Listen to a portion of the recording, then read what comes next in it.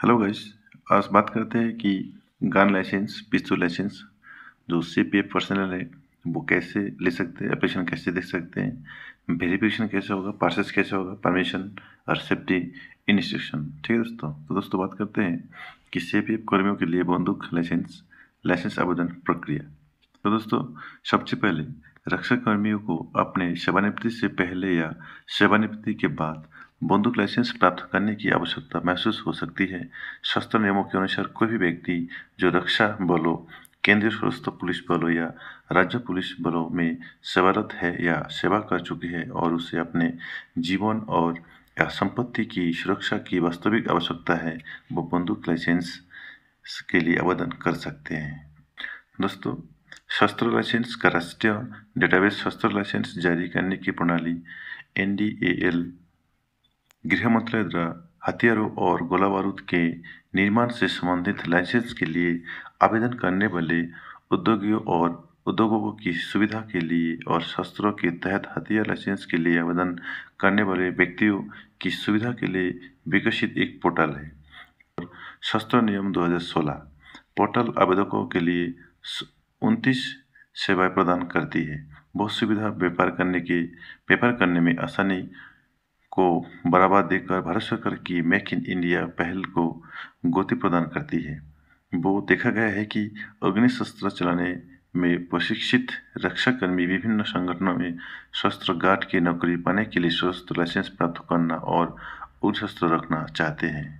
कोई भी व्यक्ति जो रक्षा बल, केंद्र सशस्त्र पुलिस बल या राज्य पुलिस बल में सेवारत है या सेवा कर चुका है और उसे अपने जीवन और संपत्ति की सुरक्षा की वास्तविक आवश्यकता है, उपरोक्त प्रावधानों के अवलोकन के से वो स्पष्ट होता है कि व्यक्तियों की लाइसेंस देने के लिए कोई नया प्रबंध नहीं लाया गया है। तो शस्त्र लाइसेंस के लिए आवश्यक दस्तावेज शस्त्र नियम 2016 के नियम 11 के अनुसार एक आवेदक को आवेदन पत्र के साथ निम्नलिखित दस्तावेज जमा करने होंगे। एक नंबर, आवेदक की नवीनतम तस्वीर की 4 पासपोर्ट आकार की प्रतिक्रिया जिसका बैकग्राउंड सफेद हो, जन्म तिथि का प्रमाण पत्र, पहचान पत्र, आधार कार्ड। यदि आपके पास आधार कार्ड नहीं है तो वैकल्पिक पहचान पत्र के साथ इस संदर्भ में एक शपथ पत्र के रूप में एक लिखित घोषणा प्रस्तुत की जानी चाहिए जिसमें पासपोर्ट या मतदाता पहचान पत्र या स्थायी खाता संख्या पैन शामिल हो सकता है। कर्मचारियों को जारी किया गया कार्ड या पहचान पत्र।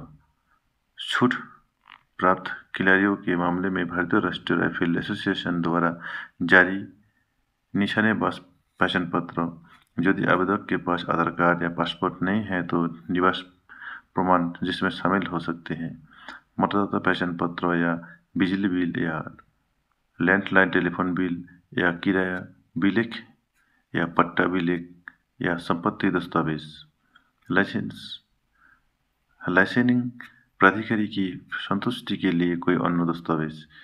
नियम 10 के उपनियम 4 में निर्दिष्ट अग्निशस्त्र के सुरक्षित उपयोग और भंडार का उपक्रम। नियम 12 के उपनियम 3 खंड ए के तहत निर्दिष्ट पेशेवर श्रेणी के आवेदक के लिए वह की लागू हो।